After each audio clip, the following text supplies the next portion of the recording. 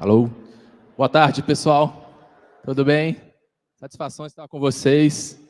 Para nós, da Secretaria de Governo Digital, é importante estar tendo essa interação com essa galera de tecnologia que hoje está na crista da onda, né?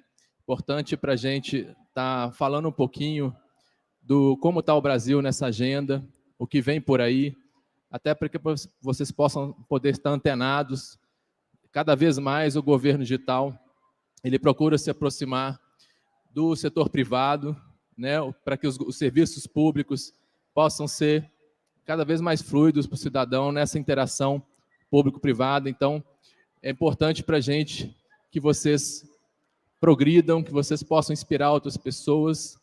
O mercado de TI está muito aquecido e o Brasil precisa formar cada vez mais pessoas como vocês, interessadas em tecnologia, interessadas a transformar o mundo pela tecnologia. Então, fico muito feliz aqui de poder trocar uma ideia com vocês sobre o governo digital brasileiro.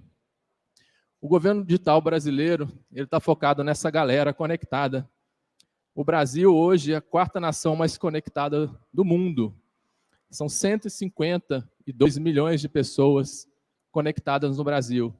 Nós temos um desafio ainda de inclusão digital, mas a galera que já é conectada é uma galera que é uma das mais ligadas do mundo, que interagem mais por meio da internet e exige do governo que o governo esteja cada vez mais online, né? O cidadão ele não aceita mais ter que solicitar serviços públicos no horário comercial, né? Sair do seu trabalho, sair da sua rotina para ter acesso a serviços públicos. Então, é para essa galera que a gente trabalha para entregar cada vez serviços públicos mais digitais. Eu não sei se vocês souberam dessa notícia, no ano passado, o Banco Mundial reconheceu o Brasil como a nação das Américas líder em maturidade de governo digital. O Brasil está avançado nessa agenda e é o 7º país do mundo em maturidade de governo digital em todo o mundo, entre 193 países. Isso foi possível porque nós temos uma estratégia de governo digital focada em 6 grandes pilares, né? É um governo centrado no cidadão, é um governo que tem que ser confiável, integrado, né? Que garanta ao cidadão o direito dele não ter que ficar a cada ponto de contato dele com o governo, entregando a mesma informação. O governo tem que se articular para prestar esse serviço cada vez mais fluido.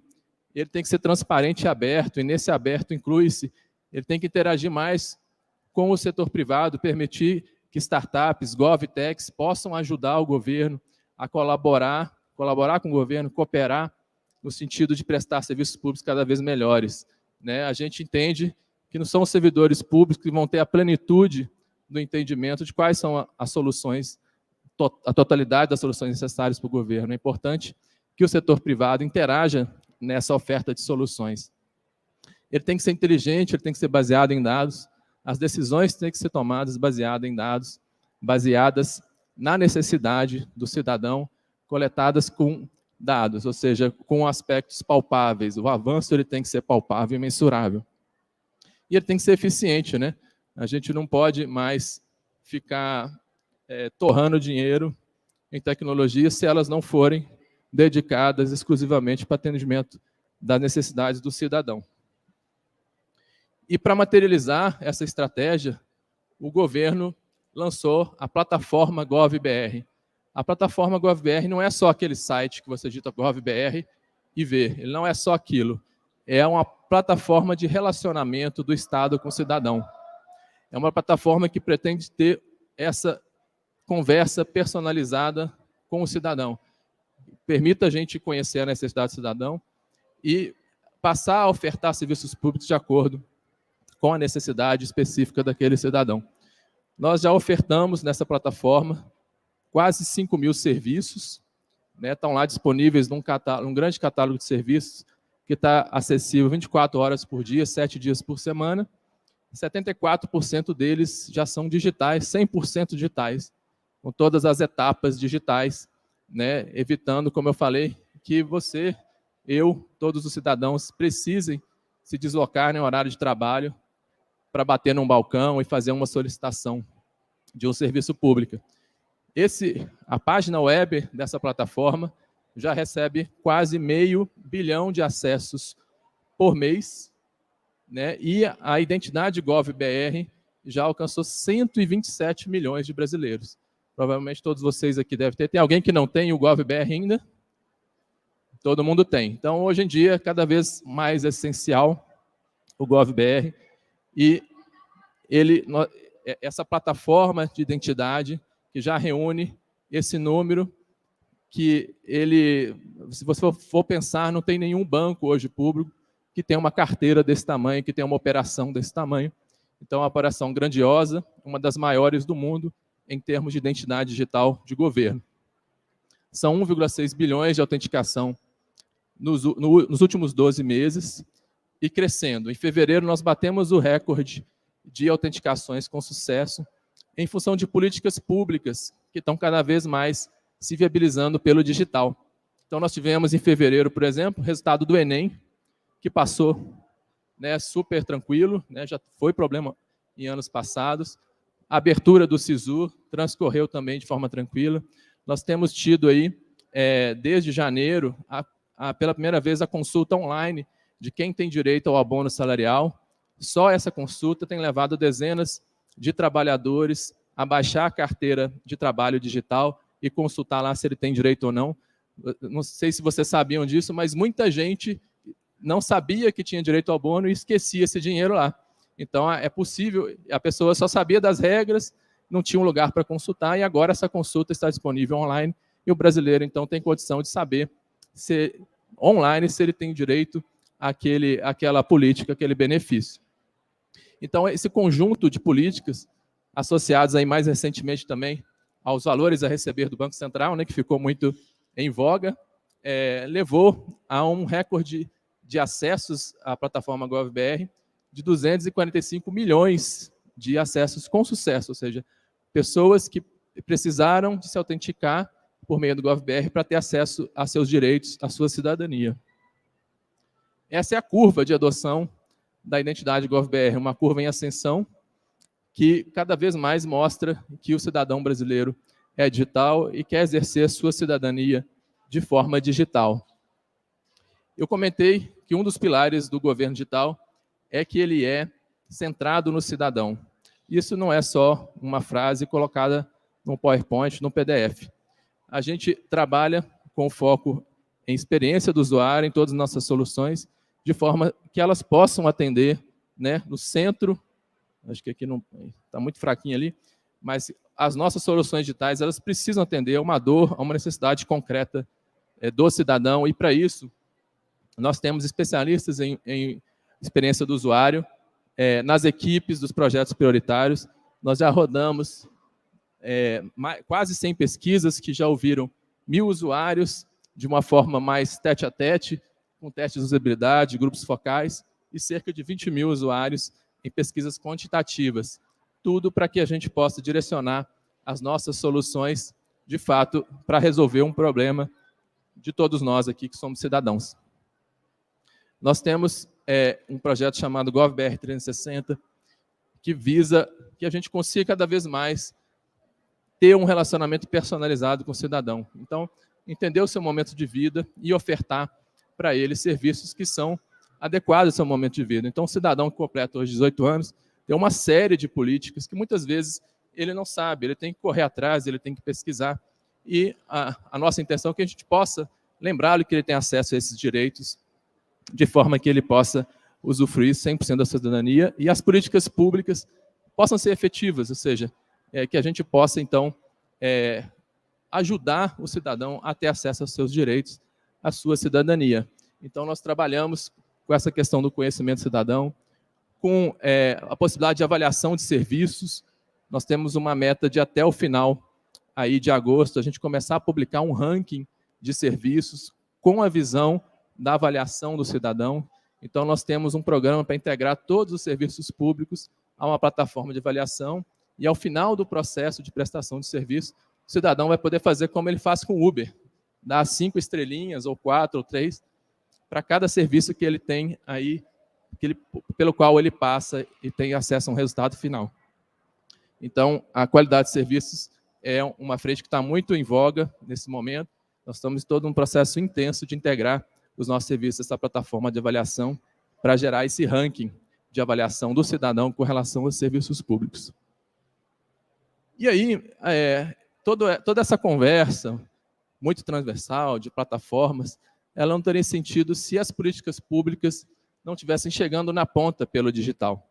Então, eu trago aqui alguns exemplos, alguns cases que têm transformado a vida do cidadão pelo digital. A carteira digital de trânsito, quem dirige, quem tem um veículo, hoje é indispensável no celular de todo mundo, né? Permite que você tenha a sua identidade no seu bolso, né? Quem já aí está acostumado a dirigir, não tem mais que, às vezes, perder tempo procurando um documento do carro antes de sair de casa.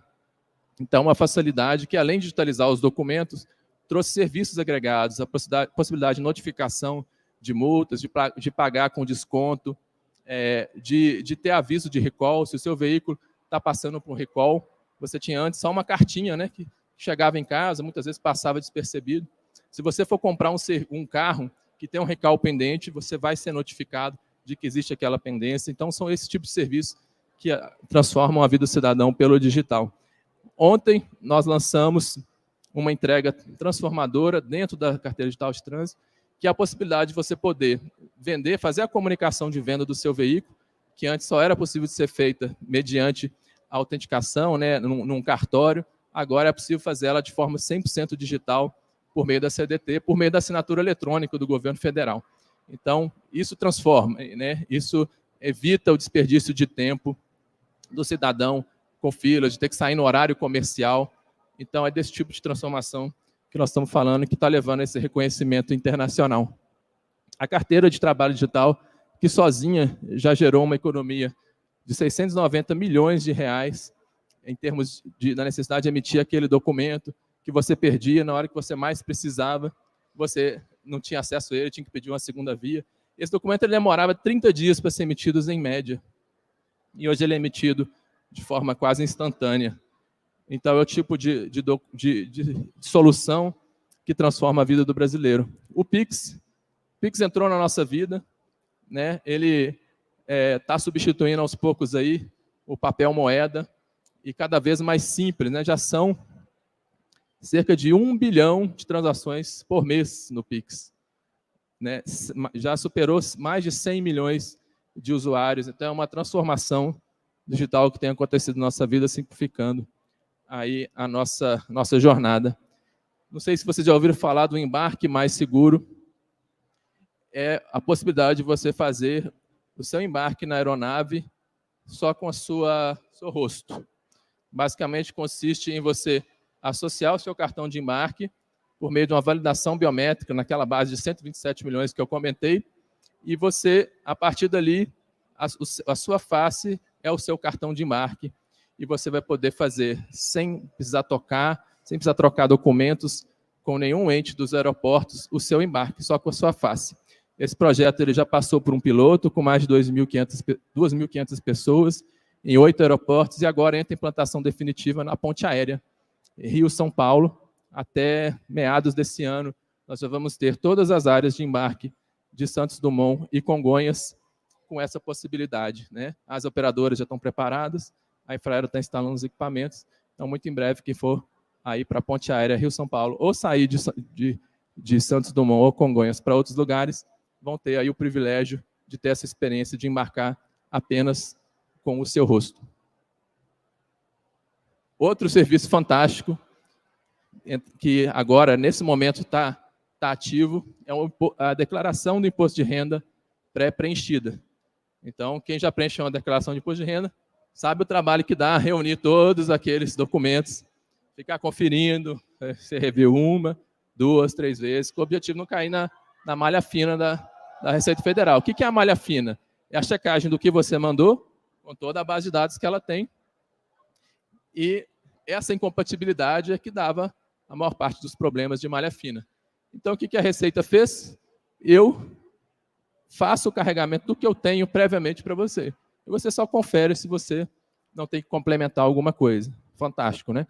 Isso está disponível desde o ano passado, mas hoje está disponível em todas as formas de declarar o imposto de renda, e é uma mão na roda, cara. Você faz o seu imposto de renda aí em 1 hora, se você não tiver nada para complementar. Hoje você tem essa facilidade, você precisa ter conta prata ou ouro no GovBR, porque é um serviço que vai acessar dados que são cobertos por sigilo. Isso é um pouco das políticas públicas e serviços avançados que o governo tem lançado, tem se intensificado esse movimento, e esse tipo de solução tem levado àquele reconhecimento que eu falei no início, do país ser hoje líder na América Latina em governo digital. Mas eu vou falar um pouquinho agora de programas transversais, alguns dos quais é importante vocês estarem antenados, a galera de tecnologia é importante estar antenada. O governo federal lançou, no ano passado, um programa chamado Startup GovBR. É um conjunto de times de tecnologia com os diversos perfis que atua nos projetos mais importantes de transformação digital, projetos como esses que eu acabei de comentar aqui agora há pouco. Então, nós temos hoje mais de 25 projetos apoiados com essa equipe, uma equipe focada em resultado, focada em entrega, uma equipe focada em metodologia ágil, para entregar as grandes entregas de governo federal. Nós temos uma rede colaborativa com estados e municípios.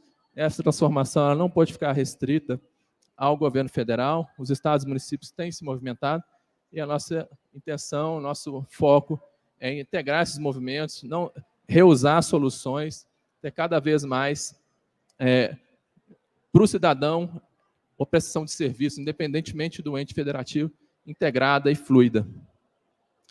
Já são 20 estados integrados a essa rede, os 27 estarão até o final desse ano, quase 100 municípios integrados à rede GovBR, ofertando essa experiência fluida para o cidadão. Nós temos um cuidado todo especial com segurança e privacidade. Nós atuamos tanto em amplitude, já ofertamos 12 guias e manuais para os órgãos públicos com práticas e medidas de segurança que devem ser adotadas, guias bem práticos que os órgãos devem adotar para proteger o seu sistema e proteger os dados do cidadão. Aqui está essa mandala da segurança e privacidade. Então, para cada sistema crítico de governo, a gente roda toda essa mandala para que os dados de todos nós possam ser seguros no ambiente cibernético. Nós temos um projeto de governo com plataforma que já tem 1 bilhão de economia para o governo, na medida que a gente intercambia os dados do cidadão e garante o direito do cidadão de não ter que ficar repetindo o mesmo dado a cada ponto de contato que ele tem com o governo. E é esse programa que vai levar cada vez mais ao Estado interagir com o privado para promover serviços fluidos. Por exemplo, hoje, você pode qualificar a sua conta GovBR para o nível prata, bastando você fazer uma vinculação, uma autenticação da sua conta conjuntamente na sua conta bancária. Isso não transfere nenhum dado, apenas garante que você tem uma dupla validação de identidade com um ente que foi previamente verificado que ele tem requisitos de segurança suficiente para dizer, não, você tem hoje uma dupla validação que lhe garante um acesso mais avançado para serviços públicos. Outros tipos de plataformas transversais são ofertadas para estados e municípios, como a prova de vida, que evita que cidadãos aí, idosos, principalmente, precisem ir presencialmente provar que estão vivos. Então, por meio de validação biométrica, é possível hoje facilitar a vida do cidadão, principalmente daquele que mais precisa. A assinatura eletrônica de documentos, uma revolução. Isso está evitando que milhões de brasileiros tenham que ir ao cartório fazer a autenticação da sua assinatura, reconhecer firma. Essa geração jovem aí provavelmente vai precisar muito menos de ter que ir em cartório, conhecer aí o ambiente do que é você ter que sair no horário comercial, pegar uma fila no cartório, gastar seu tempo só para provar que você é você mesmo. Importante dizer que nós temos um programa de capacitação, já tem 70 mil, ele é focado em servidores públicos, mas estão disponíveis na ENAP, já são 70 mil quase servidores públicos capacitados numa trilha que certifica os cidadãos nas principais competências relacionadas a governo digital. São 64 cursos disponíveis. Nós vamos passar de 100 cursos quando a gente terminar esses que estão aí no nosso pipeline. E, por fim, não menos importante, a gente fez uma revisão da nossa estratégia de governo digital, e esse é o ponto que eu acho que é de mais atenção para vocês que estão nesse ambiente de tecnologia. O governo vai, esse ano, lançar diversos desafios, nas quais vão abrir oportunidades para startups estarem contribuindo com o governo para fazer essa transformação digital, complementando soluções de governo, trazendo as soluções cada vez mais aderentes aos diversos nichos de necessidades do cidadão. Então, fiquem antenados nesse movimento, desafios na ENAP, desafios da FINEP, do Ministério da Ciência e Tecnologia. Então, vão sair aí a partir desse mês, e ao longo do mês vão ser dezenas de oportunidades de se engajar em projetos que vão levar cidadania para quem mais precisa. Então, conclamo vocês a estarem antenados nesse movimento e participarem. O governo digital tem essa missão de se aproximar cada vez mais com os profissionais de tecnologia, especialmente aí que estão envolvidos na inovação do setor público, nas GovTechs. Pessoal, é isso. Acho que temos talvez mais alguns minutinhos para dúvidas, perguntas. Fico à disposição. Foi um prazer estar aqui falando com vocês e coloco a Secretaria de Governo Digital à disposição para a gente avançar aí nessa entrega de serviço para a população. Muito obrigado.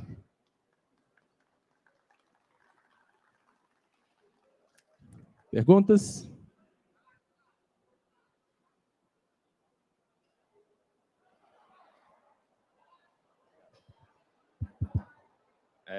Muito boa apresentação, parabéns. Obrigado.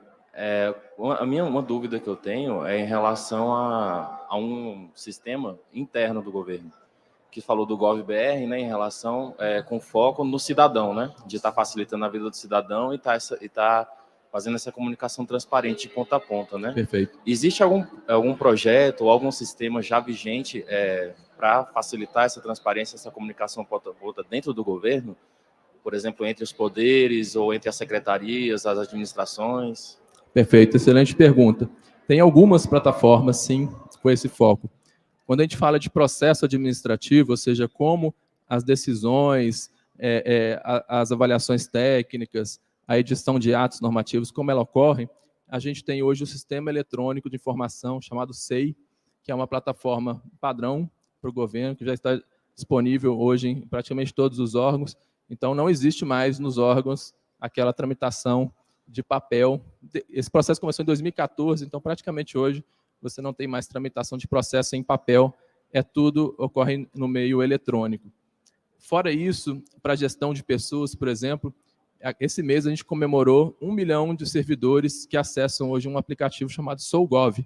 Então, por meio desse aplicativo, o cidadão tem acesso a série de serviços, a declarações, tudo que ele tem que se relacionar com o governo, dos seus direitos, o seu contra-cheque está lá, as suas férias, o seu pedido de férias, aprovação, até o consignado hoje, que ele pode fazer um empréstimo perante bancos, é gerenciado por meio desse sistema, então é outro. Então, são diversas plataformas que hoje o servidor tem para ou prestar o serviço público ou mesmo se relacionar como servidor com o Estado. Então, essa transformação ela não está só da porta para fora, mas da porta para dentro, até porque a gente precisa ser mais eficiente, né? Então, essa é uma tônica do GovBR, transformar esse governo num governo eficiente, né? Num governo que leva a cidadania para a população e combate essa burocracia que só gera custos.